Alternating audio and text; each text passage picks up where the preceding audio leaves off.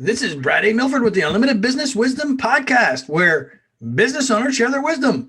It's short and to the point to respect people's time, and because we know transforming possibility happens fast and it leads to lasting results. And we have a lot of fun too. So let's get to it.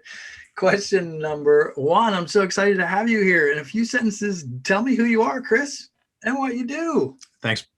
Absolutely. Thanks, Brad. Appreciate being on the show. So my name is Chris Taylor. I run a company called Actionable.co. We help consultants and trainers prove and amplify the impact of their on-site client work. Love it. I'm dying to get into some more of that in just a minute. But I know how specific and succinct you are, so I appreciate that. Absolutely. Question number two. Chris, what's the best thing about being in business?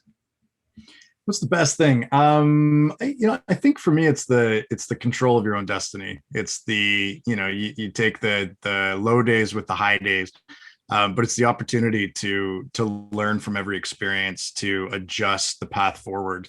And when you're working towards, particular hoped for future, the course correction, the journey, the cliche but true statement of the journey is the pointer, something like that. That really rings true for me. It's the excitement of every day being a little bit different and of having control over how those days string together to march you steadily closer to that hoped for outcome. Love it. Something in there about patterns. I dig it. How they all string together. I always love Absolutely. That. As a pattern guy, I always love that stuff, man. Yeah. That's great. Thank you so much. Love the answers from every entrepreneur. They're all so different, but such the same as well. Question number three. Chris, we hear from other business owners. They're getting so much business. Yes, now that sometimes the chaos is causing overwhelm. Will you share your thoughts on that with me? Yeah, I think, first of all, it's a first world problem. When you've got more business than you can handle, I think that's a great place to be. And for many folks, that's they sort of roll their eyes saying, yeah, it'd be a good problem to have. It's interesting though. I think having too much business and having not enough business are actually two sides of the same coin, which to me boils down to niche, to that razor sharp focus on specifically who you serve. Not who can you serve, but who do you choose to serve, and what specifically are you helping them to achieve, overcome, what pain are you helping them to move through? I think the reason that too much business feels like too much business, that sense of chaos, right, is usually not a reflection of the volume of business. It's a reflection of the breadth of business. It's a reflection of doing too many different things for too many different people that leads to that sense of chaos and overwhelm. And the way I tend to think about it is that if you're solving a new problem for a new client or any combination therein, right? So it's a new client type, but the same problem, or a same client type, but new problem, and worse if you've got both being new, you're building all of that process, right, from scratch, really. You might be pulling some pieces together, you might be leveraging some stuff, but you're building the mental work that goes into designing the solution for them. It has two major problems. One is it's insanely work intensive, right? So your time is occupied there, which is what leads to the sense of chaos and busyness. But the second is that you're rarely going to knock it out of the park the first time through, right? There's a reason why beta users in the software world get a discounted rate. It's because the tech is slightly buggy and the experience is less than optimal. As the product in that case becomes more refined, then you can start to charge sort of market rates or premium rate because of the exceptional experience that group has. And I think that no matter how much time and energy you put into it, if it's your first time doing anything, it's going to be suboptimal, which then leads to emotional sort of chaos. And they're like, I'm not, and then you pour in that extra 50% of time to get an extra 2% return because it's your first time through. And it's the same thing on the not enough business, where the issue is usually I'm trying to be helpful, right? It's well-intentioned, but I'm trying to serve anyone I talk to around a pain that I could probably help them with because I'm a capable, competent, a provider of service. But it just gets lost in the noise, right? It's, I was just reading a great book by Alan Dibb called The One-Page Marketing Plan. And the analogy that he puts to it is that if you just had a heart attack, right, and you're now in recovery from that, do you go to your GP or do you like your general practice, or do you go to a heart specialist? So we go to a heart specialist. It's like, why? Because I have a very specific pain and this person can solve it for me, right? The GP might know some stuff, but I'm going to the heart specialist. And yet, as service providers, we tend, particularly in early days, tend towards general practice, right? Sort of general, we can solve these 27 pains for these 12 industries, and we become the GP. And I think, this is becoming a bit trite, but in the information saturated world that we're in, right, they can get sort of they being the customer can get surface level support on pretty much everything for free online. They want the subject matter expert. They want the specialist in that narrow band based on the pain they currently have. And so I appreciate it's a longer answer and a bit roundabout, but to me, that the chaos that's experienced from having too much business and the why can't I find enough business are both linked to the same root cause, which is you got to niche down. You got to be willing to say no to things in order to say yes to the right stuff. And when you're doing the same type of work for the same type of clients, it becomes actually very easy to scale that because you have repeatable process. Even if they're not documented, you have repeatable process because you have repeated the process, right? Which is really the goal. So it's a hot button topic for me, Brad. I think it's an important one and one that doesn't get enough attention. Chris, you have me on the edge of my seat. You speak my language the whole time, from the point of niche to the whole explanation of why systems are important, which is what I heard. Like, you just gave a why systems are important. So you're not repeating. So you're not doing this. That's a new thing every single time around. Yeah. Your answer was beautiful. I absolutely thank you, sir. Love your answer. Thanks for sharing. And if you're listening or you're watching, I encourage you not to overlook or zip through that. I really want to encourage you, go back, like scroll back and just listen to what he said, because he dropped a ton of really important stuff that a lot of new entrepreneurs, as well as seasoned entrepreneurs, just overlook sometimes, or we just get lost in the weeds and we forget. So Chris, that was bomb. Thank you. I appreciate you. Thank you. No, my pleasure. Question number 4. What other successful business owners, like yourself, of course, Chris, should be on the Unlimited Wisdom podcast? Yeah, I really appreciate this question. And I was thinking a lot about it coming into this discussion, because what I want to be able to showcase people that are doing great work, and also, obviously provide value to your audience. In the vein of what we were just talking about finding that niche, there's a fabulously brilliant woman named Tamsin Webster Snyder, who has just this week, I think, depending on when this podcast is coming out, sometime recently, has launched a book called The Red Thread, or The Red Thread Method, I think is the book. Her company is The Red Thread. And I'd highly encourage people to check it out. The Red Thread is ostensibly around positioning and branding and how you go to market, but behind that is the sort of the hard work, the deep work of niching, right? What is your genius and for whom is really the basis for the work that Tamsin does, and she's exceptionally good at it. There's a lot of folks out there who help you, identify your ideal customer profile, etc. Tamsin, to me, has the double layer of being really good at that, and being a savant when it comes to how do you position your value proposition to that audience in a way that decommoditizes you, right? That takes you from being yet another leadership trainer or consultant and puts it into, no, I need this person because they're going to help me do exactly this thing, and they get me, they speak my language. So Tamsin was someone that came to mind. The other gentleman that I think is absolutely worth checking out, and again, for those listening to this episode, he's got a lot of stuff online. His name's Simon Bowen. He's based out of Western Australia, and he runs a company called the Models Method.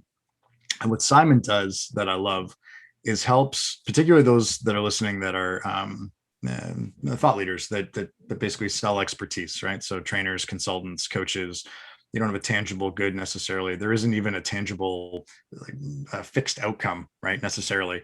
What Simon does is help individuals take complex ideas, complex solutions, and create visual models around those. And he's brilliant at it. He's got that great Australian dry sense of humor. So his stuff is absolutely worth checking out. So those would be my two: Tamsin Webster Snyder and Simon Bowen. Love it. Looking forward to connecting with both of them, and Cool. and love the idea of that red thread as well. So both great great concepts and ideas. Thank you very much, Chris. Pleasure. Let's get to some wisdom. What do you think? Yeah, let's get to some wisdom. What piece of wisdom would you share with other business owners? Chris, you've been around the block a bit. So what would you share with other business owners? A little bit, yeah. So I've been running businesses for 22 years. I've been running this business, actionable.co, for the last 14 years. And I think, it's certainly my area of obsession, of expertise, that I'd lean into here, which is around speaking to that same group, the consultants, the trainers, the facilitators, those that are service providers. The decommoditization work is so critically important if you want to scale, not just because clients see you in a different light than the 75 other options they have for a coach, a trainer, a facilitator, but also because of that scalability when you're getting into repeatable process.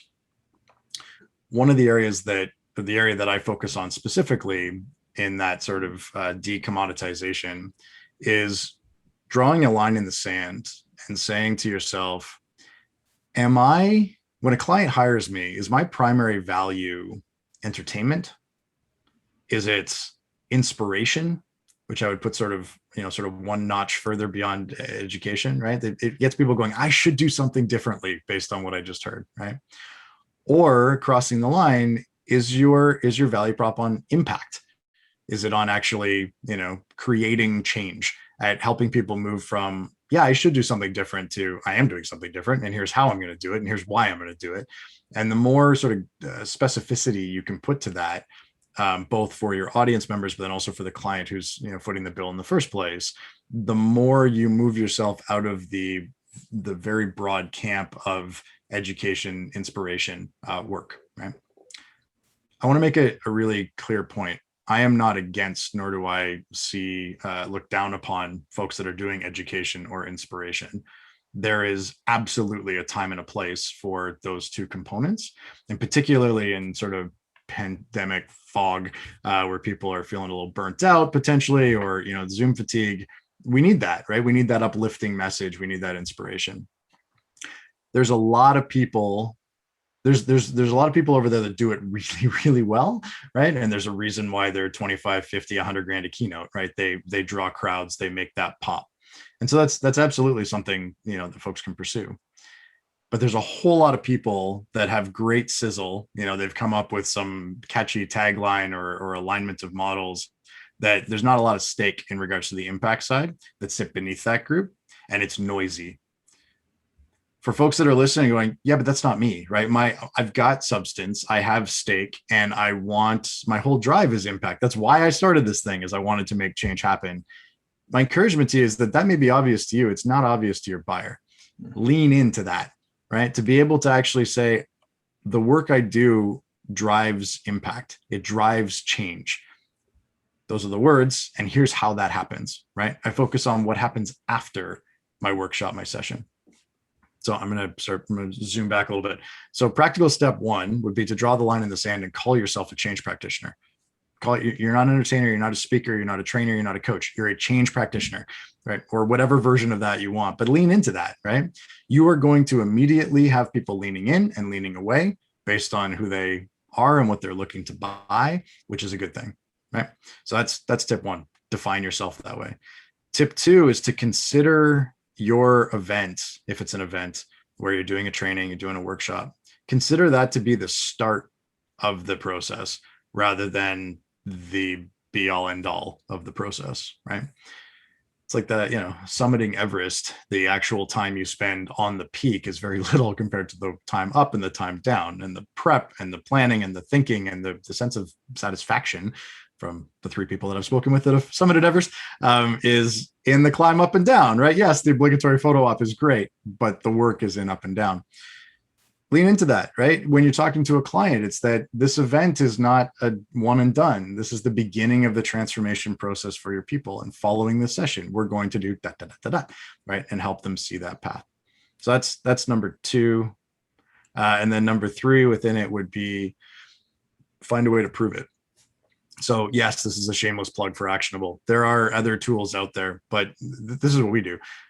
is to not just make change happen where the individual say, yeah, I actually changed some stuff, but to have data, to have empirical evidence that shows the behavior change that took place, which serves two major purposes, right? It validates back to your buyer, look at the impact that we made. And it gives you, when you anonymize it, it gives you marketing collateral, right? Instead of doing what so many other trainers are doing out there, talking about satisfaction scores, right? And how much people enjoyed the session, being able to say, yeah, they enjoyed it. Those are table stakes, right? Here's the change that we made. There was a 43% increase in behaviors related to empathetic listening or whatever, right? And here's the business impact that has. So whether it's actionable or something else, find a way to, put your money where your mouth is and be able to really, truly lean into, I'm a change catalyst side of the spectrum, as opposed to entertainer / inspiration person, by proving it. How's that? Again, I'm on the edge of my seat, Chris. The value is so true. I'm glad you got to the third one, so I'm going to come back to that. But the first one, be a change agent. I love that. Like impact. It's all about impact, about effectiveness. When we get to that stage in business, some new entrepreneurs aren't there yet, and I respect that. But when we get to that, we're really creating some transformation, and it's so huge. Great. The second point you had, I just had these pictures of, your first event, like you open the gate and then you take them up the mountain. And by the way, I'm going to put you in touch with one more person. So, 4 people who summited Mount Everest. I'm going to put you in touch with somebody else just so we're increasing that number with continuous improvement. Perfect. No, that's great, because there's like points, you're taking them on a journey up the mountain. We all, as entrepreneurs, we've all heard that, but the event that you're describing is the beginning and not the end. And I love that you highlighted that as so important. Again, if you're listening, if you're watching, if you didn't get the point, scroll back and just listen to the value that he's dropping. And the third one, I'm glad you got to that, because if you didn't know what you do on this podcast, I was going to make it a point to draw out, because what you're doing is tremendous. I love what you're doing. I love the practicality of it. Proving what it is you're doing as a change agent is so huge, and the metrics and all that stuff. So will you tell me just a little bit more about that? Sure. Before we shift and we talk about your vacation? Sure. I really want the audience, that you have such a phenomenal product that you've been working on diligently for a long time now. Yep. And I really want to paint a picture so people understand what you're doing, Chris, because it's fantastic. Sure. Yeah. Thanks, Brad. I appreciate it. And so, the 30-second preamble is that 20 years ago, I was a bit of a self-help business book junkie. I would attend all the things, I'd listen to all the people, I'd read all the stuff, and I was consuming voraciously, right? Lots and lots and lots of content, nothing changing in my life. And I got distraught with that. I got frustrated with that. I got, pissed off about the money that I'd spent. And then, and then blaming other people. And it was only after a little bit of introspection that sort of do the palm to forehead moment of, well, yeah, it's because you're not doing anything with this information, dummy. Right. So I think we can relate. And so I became obsessed with what happens next, not with how you get more content, because we got lots of content sources out there. Right. And my firm belief, and I've seen this happen more and more over the last 14 years, is that content is becoming commoditized. Any content, right? You can basically get for free if you dig enough, right? It's not about the content. It's about the contextualization of it. So it goes from cerebral understanding to, oh, wow, I actually care about this, right? And that's step one, is go from head to heart. But then step two, it's not just that I care about this, I'm going to do something about it, or I'm going to shift behaviors. So that's a bit of a preamble. It's been my focus for now 14 years, is how do you make that smoother and easier for people? And so with Actionable, we provide consultants and trainers with software, methodology, and a community of practice that helps them take their cohort, their classroom of people, or an organization if they're doing large scale change, and helps people move through that process of get the right content, little content, right? Not big content, little content, because we don't need more content. We just need enough that we all talking about the same thing. Great.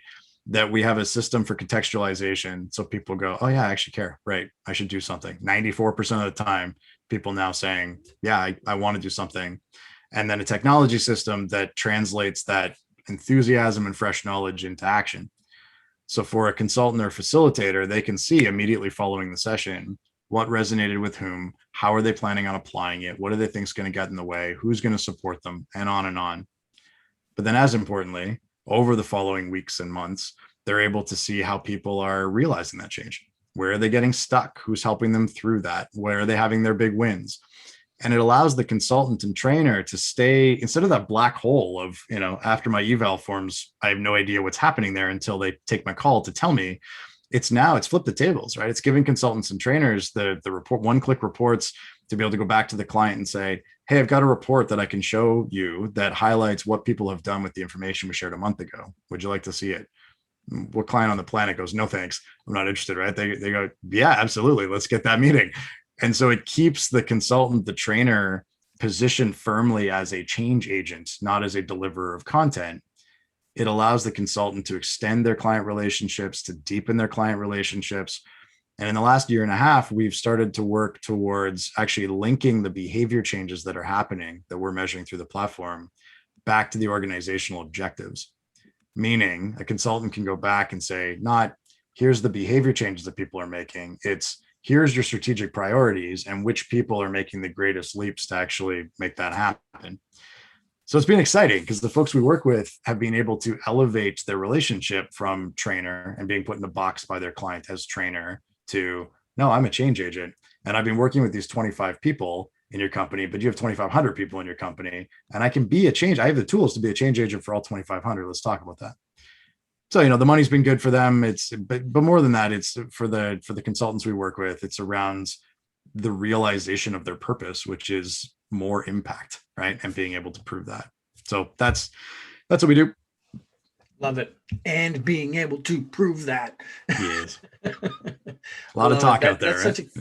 It's such a key point, Chris. It's just, there's a lot of talk out there on the internet today about, I do this or I do that. But can you prove it? And what are the results? And has it been effective? And you show data on those points. And it's tremendous. I love it. Very pretty graphs. We can talk business forever. I know you and I can. And I know you just had like a summit last week and there's so much to talk about. Let's shift gears for just a moment.